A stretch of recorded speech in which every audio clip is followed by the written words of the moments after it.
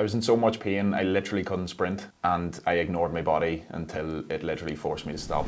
This is my story about my journey from being completely broken to back flying again for my county this season. So let's rewind fairly far back now at this stage to November 2022 or even October 2022. It was the off season. I had spent a summer playing in America in Chicago, and I came back, played the club championship, and had like a fairly long off season for most inter-county players. I was kind of in that phase. I was only 23 or 22 at that stage, and I had like a huge drive to push on for the next season for my county. I felt like this was going to be the year where I properly broke through and I suppose became one of the main forwards for Fermanagh. So during that time, I was training twice a day. I was obsessed with getting faster, getting fitter. I was doing speed work. I was training twice a day in terms of speed in the morning, gym in the evenings, and it was just all go and doing as much as I physically could to try and get better. During that time, I made some serious progress. My speed typically was in around 9.3, 9.4 at a max before this, and during that period, I pushed it up to, I hit 10.1 at the very start of November, which for me, like I was really chasing this. I was going after it. I was documenting it all, and I had felt like I'd cracked the code in terms of how to get faster. But what I didn't probably know at that time was that more is not always better. And it was probably about a week or two before I actually went back playing with Fermanagh that I started to feel a niggle in my groin. So I can remember it now in terms of I was out doing a speed session, and then I went into some tempo running, which was basically like I was covering like 120 meters in 20 seconds with like a 40-second rest in between. So it was very high speed running, but trying to focus on movement quality. And that's when I started to feel like a niggle in my groin. But at that stage, I hadn't really experienced any injuries. I don't think I had ever missed a game through injury, maybe one, which was like a contact injury.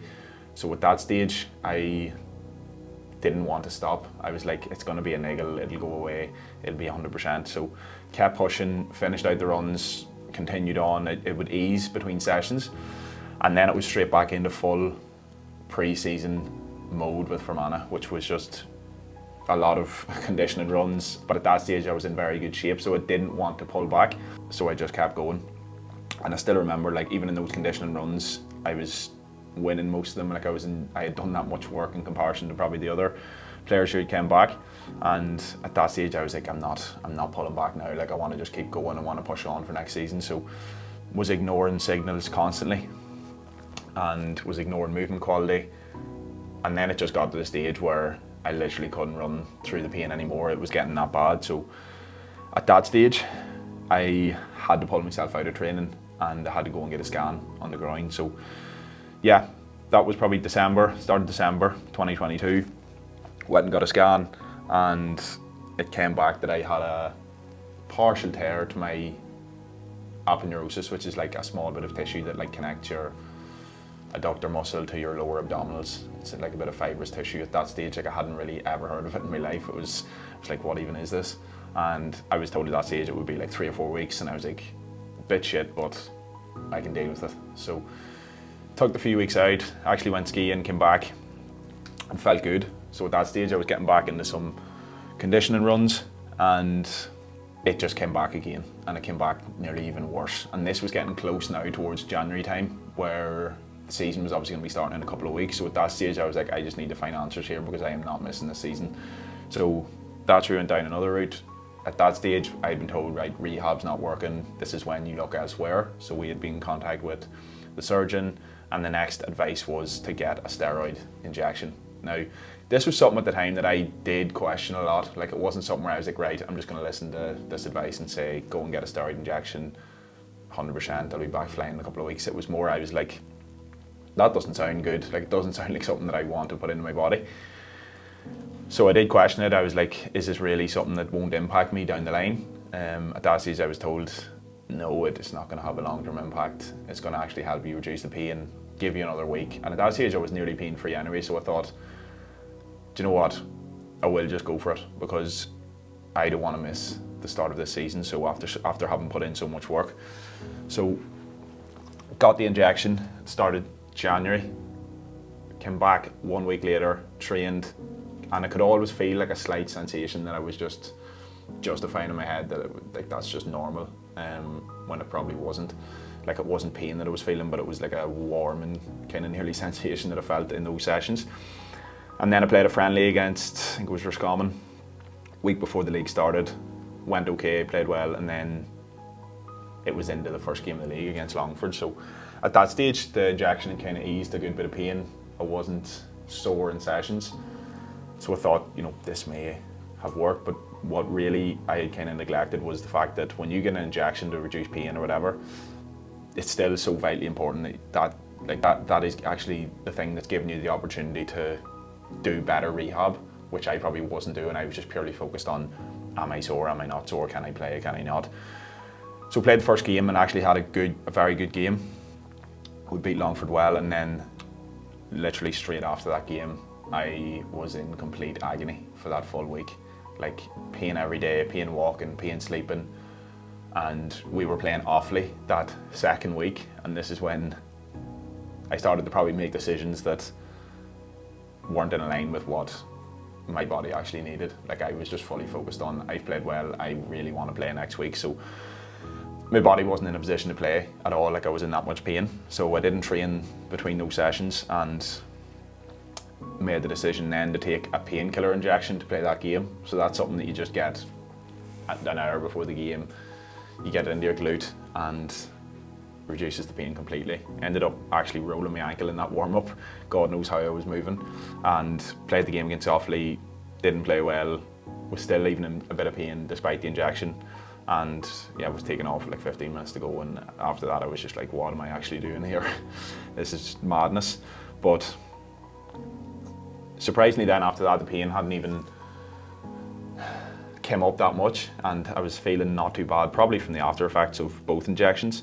And we had a week off, so I kind of had a bit of time to take things back down, and then we were playing down in a game in, I think it was 2 weeks after that. So yeah, the body had started to feel pretty good for that game. So there was no injections taken for that down game, and I probably had my best ever game in a Fermanagh shirt that weekend, which was probably the worst thing that ever happened in terms of what escalated after that. Like if I had probably played that down game and not played well and was a lot of pain, that probably would have been the moment where I was like, you know what, I need to get myself right. But really I was in such a high from that game that anything after that I was going to do whatever it took to keep playing. So I remember even running throughout that down game going, Jesus, like I honestly think I'll not be able to play here for months. Like I'm in that much pain. I was in complete agony for that whole second half, and ended up getting man of the match, and again was on a high. So it was like we were playing Antrim the next week, couldn't really even train during that week, and then I came around to that game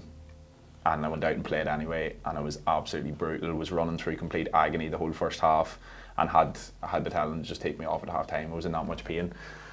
But again, we ended up winning that game by like a point, last minute goal. The whole squad was in a high, I was in a high. I was like, I have to get back in here to keep playing. We were on a really good run, we were pushing for promotion.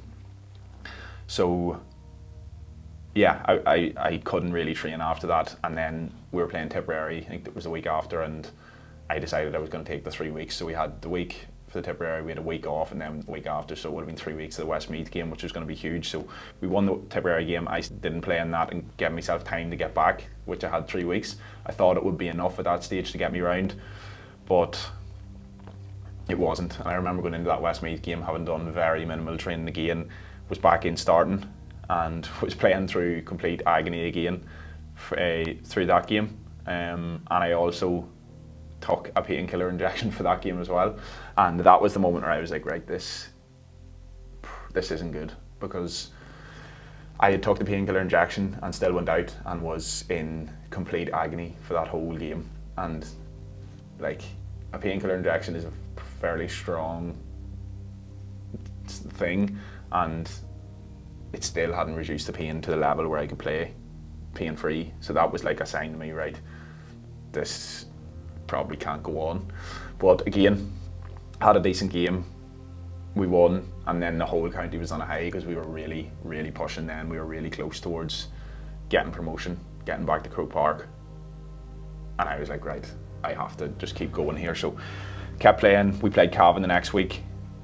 I was in, again, a lot of pain playing that, had barely trained during the week, played well again in that game, won by a couple of points and got promoted. So again, this was unbelievable.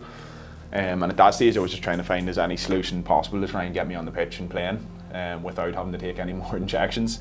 And then it was Croke Park, the week after that. So yeah, went to Croke Park, again was running about. I even watched the game back now and I'm like I should not have been probably on that pitch, but I did not play well, was in a lot of pain, was just kind of getting through games, literally wasn't even able to sprint in those games, but it was just like we were going so well that I just didn't want to not be a part of that, so kept going anyway. And then we lost that game, and then I had 3 weeks until we played Derry in the championship, and again was very minimal training done towards that.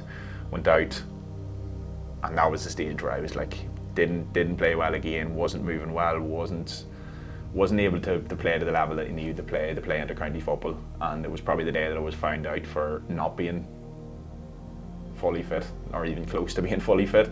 And yeah, it was after that I decided I need to take a step back. So went and seen different movement specialists, went down so many different avenues to try and get my body right for that. I had like 6 weeks towards the Talent Cup, and at that stage I was like, I'm taking whatever time I need to take here to get back. So I had took 5, 6, 7 weeks, whatever it was, and eventually got myself back to coming off the bench. I came off the bench, I think it was against Antrim in the Talent Cup, and was feeling really good actually, but again got excited and did too much. I think I trained like 2 or 3 days in a row, I was doing speed work, I was just happy that I was actually kind of nearly pain free, and then came on against Antrim for like 10 minutes, and the following day I was complete agony again, and I was like, right, this just can't keep happening. So at that stage, mentally I just wasn't even in a good place. Like I was just fried from the body, just like waking up in pain, sleeping in pain, walking in pain, people asking you like what's wrong with you,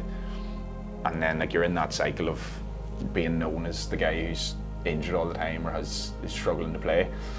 So that's when I decided I was going to take a complete full break after the county season, and I went solo travelling to Vietnam. I actually went and seen David Gray, who is one of the best physios or movement specialists in Ireland, and he had kind of even advised me at that stage like you just need to take a break completely probably and switch off from it all, because he had probably seen from my mood and stuff even when I came down to him that it was kind of fraying my head. So yeah, and at that stage another kind of tangent off from this was I had picked up a skin rash as well, which was like literally all over my body, and at this stage I didn't know, and went to the doctor and had told that it was scabies. Scabies is like a bed bugs thing that a lot of people can pick up, and I went through different creams and stuff, nothing was working. At this stage then I was like really struggling to sleep at night. I was itching constantly, and that was fraying my head even more so than the injury and not being able to move, and I think they were all just coming together and like just impacting everything. So that was when I was like, right, I had to go and get myself out of there, and I went solo traveling to Vietnam, which was unbelievable, like one of the best things I've ever done. And that was one kind of thing that I took from the whole injury as like a positive, was I got that opportunity to go travel, experience new things. And identity is probably the other thing that I touch upon when I talk about this, is like for me at that stage it was all about GA, it was all about playing for Fermanagh. That was the only thing that I thought I was about and was important to me. And this was kind of the thing where I was like, right, I need to have something different here, I need to be able to enjoy things outside of sport as well. And that's where it was like a massive thing for me at that time, being able to actually just go away on my own and meet other people, and have that kind of other outlet, I suppose, in terms of the travelling. So I went away I think it was 5 weeks I was away, and the skin thing was still there, the scabies wasn't going anywhere, the sleep was still brutal. I ended up, when I was there, like I was struggling to sleep that much, I started taking, there's like these sleeping tablets, which is like diazepam, which you can get over the counter in Vietnam, and yeah, I was taking them basically every night to try and sleep, and I was sleeping like a baby. But really that was probably the worst thing, because when I came home after Vietnam, the sleep was still bad, I still had insomnia every day, I was itching, I couldn't get rid of it, and then I had to come off taking sleeping tablets, so I went off them and then I wasn't sleeping again, and it was just a cycle of like not being able to sleep, not recovering, not healing from the injury. So the groin was getting worse. It was probably at the worst it's ever been before. So actually taking the break was good in one sense, but taking it in another sense was probably the worst thing that I'd done, because I didn't really get much rehab done when I was away. I had completely taken away running and sprinting and everything, so I detrained my whole body in that aspect. And so I had to literally build from the ground right up. And at this stage, like, I had hopes that I would go away to Vietnam, I'd take a break and I'd come back and I'd be 100% again, and I'd be able to play the club championship. And then when I came back, I was so far away from ever doing that, and that was also like really frustrating. And then you're kind of running into the whole thing where like people within the club probably just thought I was bluffing, just wanted to play with the county, didn't want to play with the club, which was so far from the truth. Like, missing that club season was extremely kind of disappointing, because that's one of the big things for me, is being able to push on my club, and at that stage we were in a good chance of winning the senior championship, and me not being available was probably a big hit towards that. So that was tight, tough going, I suppose, at that stage. And I actually ended up we got to a championship quarter final, and I just want to be an option here. So I'd convinced myself I'd be able to come on and play for 10 minutes, and I actually did come on and hobbled onto the pitch in complete agony. Couldn't even remember kicking a ball in the warm-up and nearly feeling like I had just ripped my whole groin open, and came on and I had said I'll play 5 minutes, so I came on, actually got a touch, we got a goal, and the game went to extra time, and I had to play another 20 minutes when I literally hadn't even got 5 minutes in me, and I was just sitting going, oh my god, like, I am not fit to move here. And no one probably, like, people who were watching probably just thought, well, he's obviously back, he's been training. Even the players in the club probably thought there's nothing really wrong with him, he could probably play. But really, I'd say I was 10-20% of what I could have been. And we ended up losing that game, and at that stage I was just like, right, again, I need to just strip things right back here. And that's when I was like, right, Bali, I'm going to Bali. So that's when I went to Bali, and that was really just about removing myself from the whole environment. Because if I was at home and I was trying to do rehab, there'd be nights out, there'd be alcohol, there'd be poor food choices, everything. There'd be, like, I was getting so frustrated with having to answer the question all the time about the groin, and about when you're back, and about what's actually wrong with you, and all these different things, that I was like, I'm taking myself to Bali, to a new environment where there's no one, I'm not going to have to ask any questions, I can focus completely on my rehab. There's such a health focus over there in terms of food, in terms of like different modalities and meditation and breath work and all those different things. And Liam Laverty was over there, who was someone I kind of knew online, and I was linking up with him regularly, and just even having someone there too as well, in terms of like, you're not being there alone, was a big thing. And I went in online with Alan Murdoch at that stage. So full rehab, like, and Alan's probably one of the best in the world in terms of rehab and getting you back. So that was like a huge turning point for me, was being able to work closely with him. We worked from the ground up in terms of like just getting me back strong again, moving well, identifying where I wasn't moving well. I'd be sending him over videos of me doing my speed work, my gym work, and he'd be constantly looking the movement side of things. And that was probably a turning point, one, in terms of for me getting back fully fit, but also in terms of learning more about me as a coach and what I could bring to the athletes I was coaching. So that's when I went down the whole movement efficiency kind of rabbit hole, and learning how how my body's supposed to move, in terms of like through acceleration, change of direction, max velocity, what way I was striking the floor, what range I had at my hips, what way my foot was interacting with the floor, like so many different things. And that's when things started to improve again. So it was really, I suppose, around that time, it was around Christmas, and that's when I kind of started to actually make tangible progress.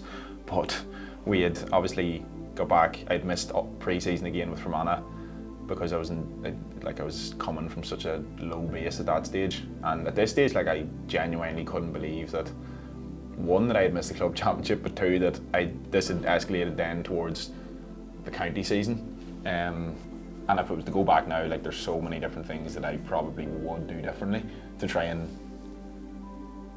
get myself back, and maybe just put the focus on the following county season. But then the groin is such a tricky one to rehab, and there was so many, like, even when I started working with Alan again, it wasn't smooth sailing at all. Like, we had to go through many different iterations. Like, I maybe started one kind of process in terms of his philosophy. It would kick up again, the groin would be in complete bits, and we'd have to, and this was where Alan was really good in terms of, like, we would have phone calls on a weekly basis. I'd review to him how I was feeling, what kind of pain level I was going through, what we were doing, and then it'd be like, right, no, we need to pivot, we need to go down a different avenue in terms of what we're doing. And we did that, and it was kind of January then when things started to pick up again.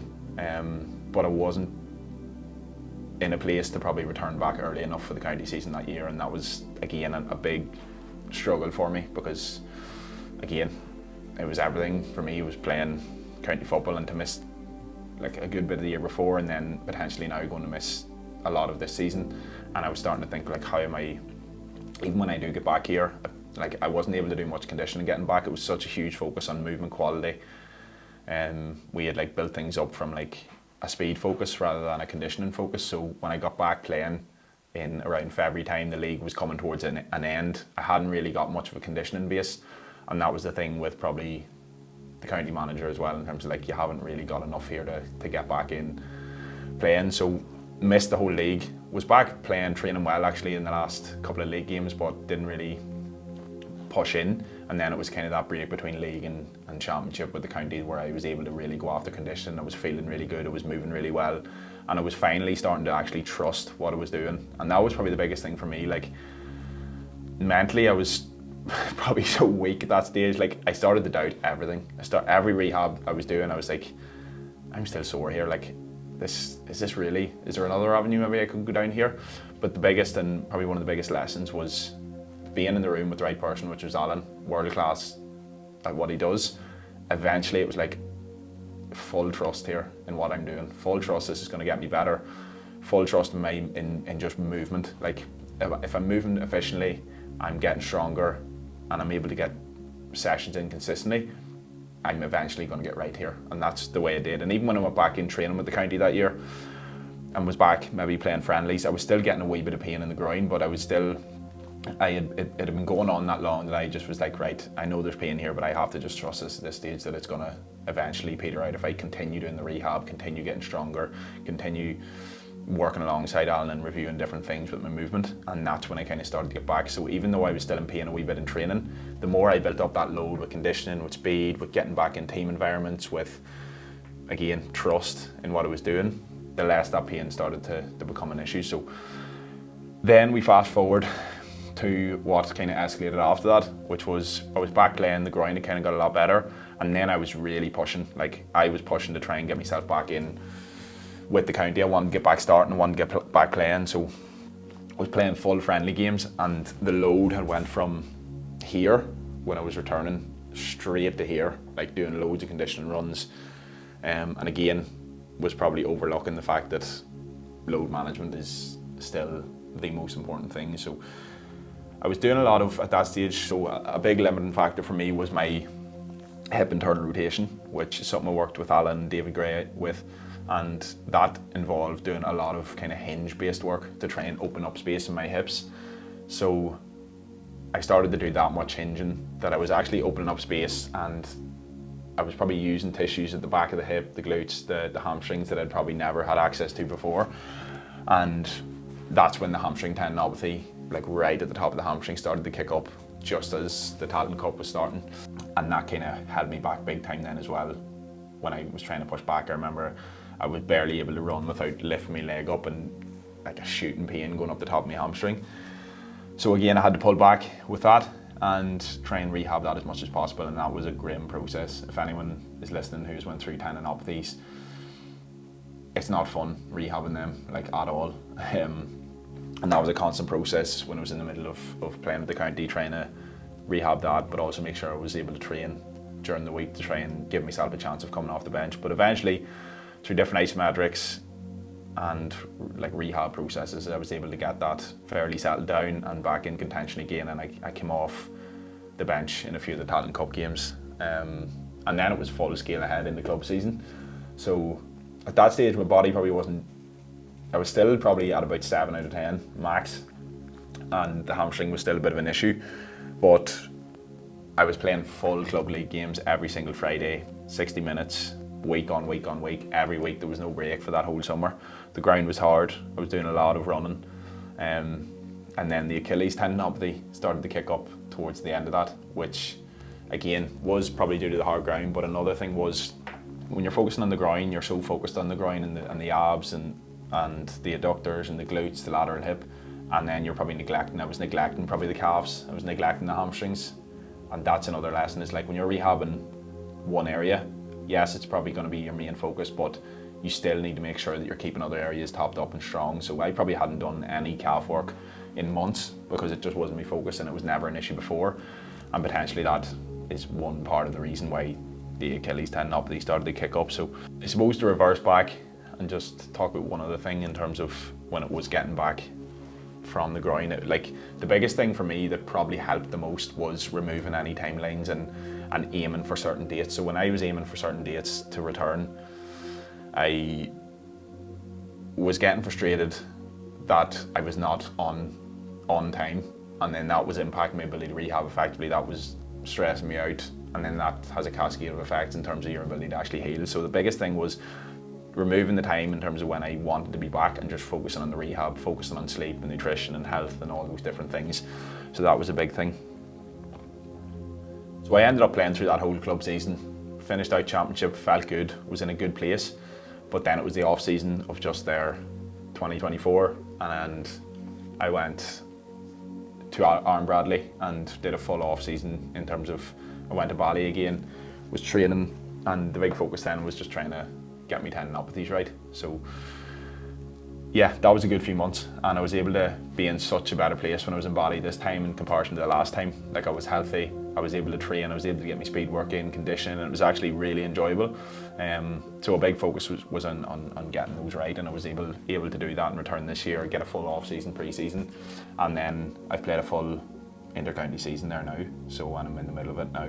And again, different things have come up, but I suppose the biggest thing for me is just continually keeping on top of your strength levels, of your movement quality throughout the season, and not letting that slack off. So yeah, and now we're here. So I think I've went through everything there. I don't know if I have, maybe I've left things out, but there's a lot in there to take in, a lot of lessons. And yeah, I've actually written down here 20 lessons from dealing with chronic pain as an athlete, because I did learn a huge amount throughout that period, and to be honest, I'm actually grateful that it happened at this stage, because I was able to learn so much as a coach in terms of what I can give back to my athletes now within the 365 athlete, within my one-to-one coaching, but even as a person as well in terms of growth. Like, you learn so much about yourself when you're in that struggle and you're in a bad headspace and you're always sore and your sleep's impacted. I feel that I've, I suppose, grown massively from that and come out the other side of it. So that's basically the whole story, the whole journey from how things started, how they escalated, why they happened. And again, I felt like that was important to go through, because in social media and from what people seen, like, I probably didn't show a massive amount of it, and it just probably seemed like, right, he's always injured. How has that even happened when he's, you know, an S&C coach or whatever, and he takes care of himself? There's a lot of things happen within there that I wouldn't advise anyone to do, to be honest. And they were fully focused on playing and performing and wanting to just be on the pitch. So there's a lot to take from that. The next video now, I'm going to go through 20 lessons that I've taken from that whole process that you can take, you can action, and you can implement if you're someone who's in that state of chronic pain, because I know the struggle that it can be, and I know it's not easy to come out the other side of it, and it can feel like probably a lonely place when you are in the middle of it. So yeah, stay tuned. If you are someone who is in chronic pain, or you have had major injury struggles, the next one's going to be very important from you. So yeah, see you in the next one.